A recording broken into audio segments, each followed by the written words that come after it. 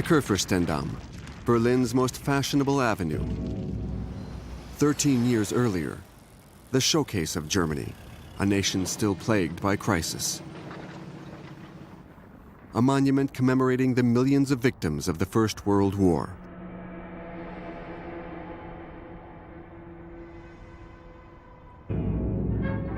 Marlene Dietrich is singing The Blue Angel in Berlin, Alexanderplatz.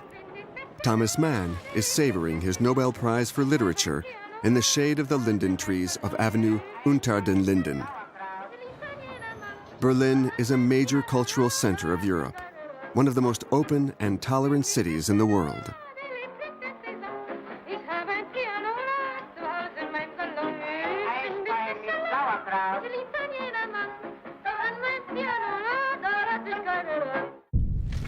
Then, in 1933, all that changes.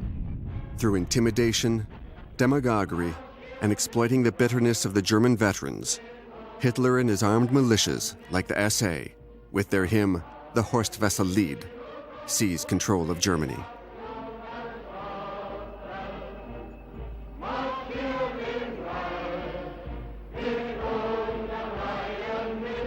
The Nazis take advantage of the fact that the German left is splintered, and it even seems like Hitler, with his raised fist revolutionary salute, wants to get on their good side.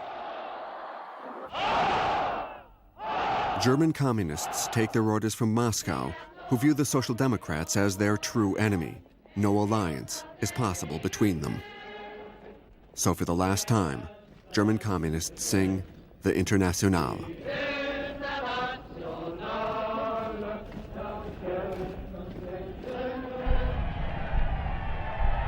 Hitler comes to power legally on January 30th, 1933. Within a few months, his dictatorship is firmly in place. He becomes the Führer, the leader. All of Germany has to rise and chant, Heil Hitler. However, not all Germans are totally convinced. So again and again, Hitler hammers home his simplistic nationalist slogans. Liegt Deutschland, in uns marschiert Deutschland und hinter uns kommt Deutschland. And he eventually wins them over, for he has a remarkable power of persuasion over the masses. But what does Hitler want? In his book, Mein Kampf, My Struggle, he clearly states what he calls his missions. Being one of the embittered veterans of the First World War, his first mission will be to destroy France, to wipe out the humiliation of the Versailles Treaty of 1919 that stripped Germany of its army and part of its territory.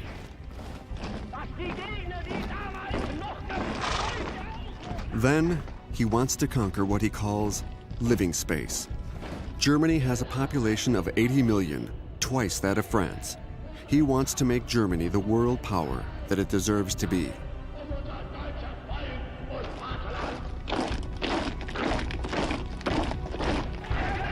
A pathological anti-Semite, Hitler has also taken on the mission of asserting the superiority of the Germanic Aryan race, menaced by the Jews. For him, the Jews were the cause of the Great War. Germany's defeat, inflation, unemployment. The next war will be a war on the Jews. They will be sent to Dachau, the first concentration camp, where Hitler locks up the anti-Nazis, the communists, social democrats, and all those who believe in democracy.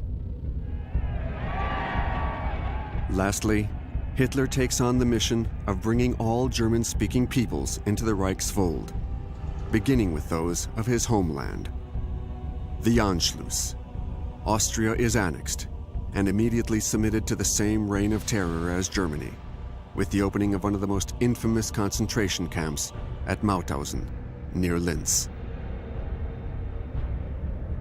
Hitler makes a visit to the village of his birth in Austria, and the schoolhouse where in 1899 he was a pupil like these children.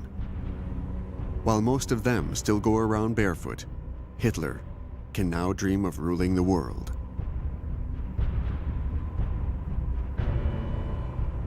Which country will be his next victim? Neighboring Czechoslovakia, where there is a German population, the Sudeten Germans, but the country is under the protection of England and France. The clouds of war gather.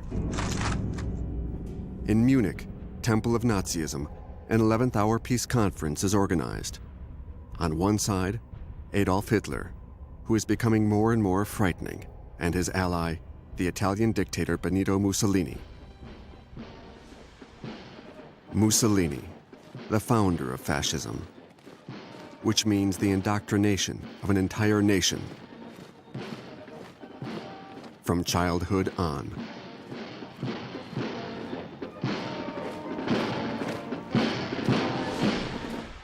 On the other side, the Western democracies, victorious but exhausted from the Great War. Neville Chamberlain, the conservative British Prime Minister, and the radical socialist French Premier, Edouard Daladier, want to save the peace.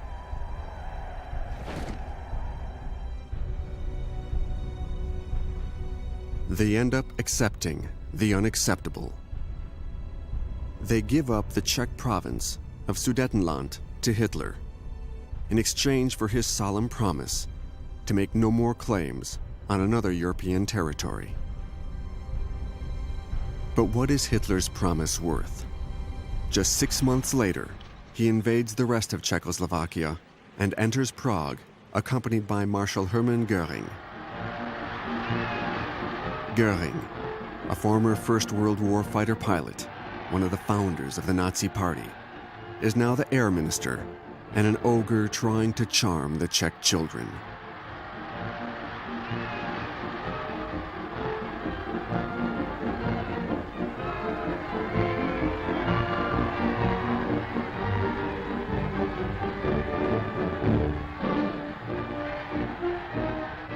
Hitler no longer needs the excuse of reuniting German-speaking people. The powerful Czech industry will be working for him. Why shouldn't he take advantage of it? The Allies let him get away with it. The USSR is the only nation left to counter Hitler. It has signed a mutual assistance treaty with France. The Union of Soviet Socialist Republics, the official name of Communist Russia. Manipulation of the masses in Red Square masks the iron-fisted dictatorship of Stalin, who also has thrown millions of poor wretches into his camps, the Gulag Archipelago.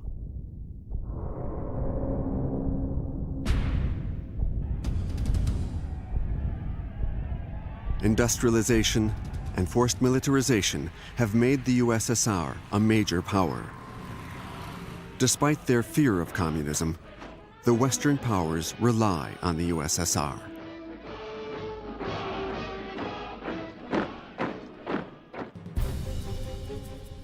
Hitler is going to beat them to the punch.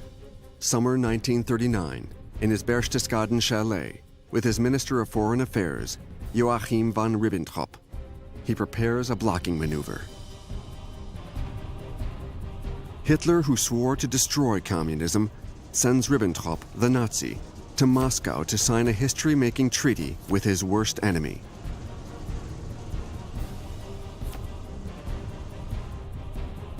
When Stalin's Foreign Affairs Minister, Molotov, signs the Germano-Soviet Pact, communists are totally taken aback.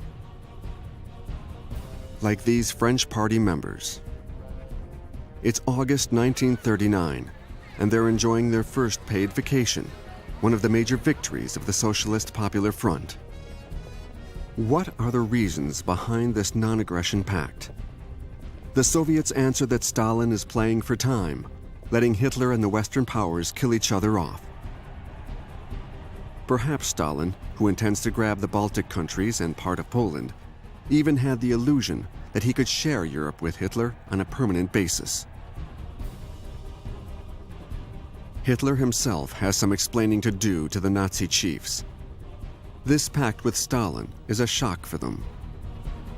He explains to the heads of the SS and the Gestapo, Heydrich and Himmler, to his right-hand man Bormann, and to a few close collaborators that this temporary alliance leaves him free to continue his expansion, this time into Poland.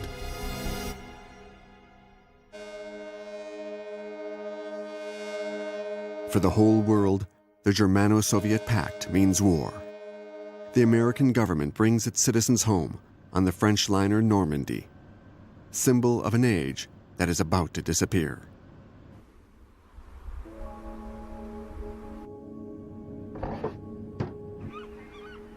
This magnificent transatlantic liner represented style, the good life, peace, and progress.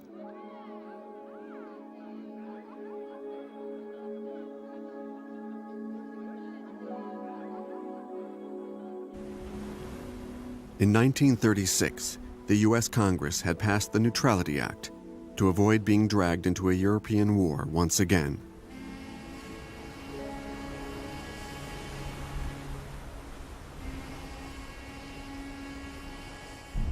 So with nothing to fear either from the United States or from Russia, Hitler decides to wipe out what he calls the worst monstrosity of the Versailles Treaty, the Danzig Corridor. In 1919, German territory was cut in two in order to give Poland access to the sea. Hitler decides to launch his invasion of Poland and recuperate Danzig on the 1st of September, 1939, at 5:35 a.m.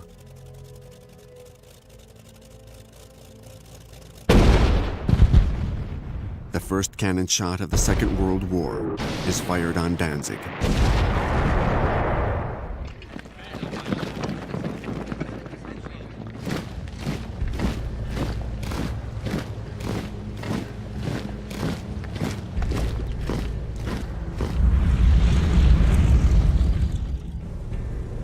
Hitler is convinced that the French and English will not take action. Yet the two governments meet immediately and send him an ultimatum demanding that he halt all military action against Poland. Hitler declares, "Our enemies are little worms, incapable of making a real decision."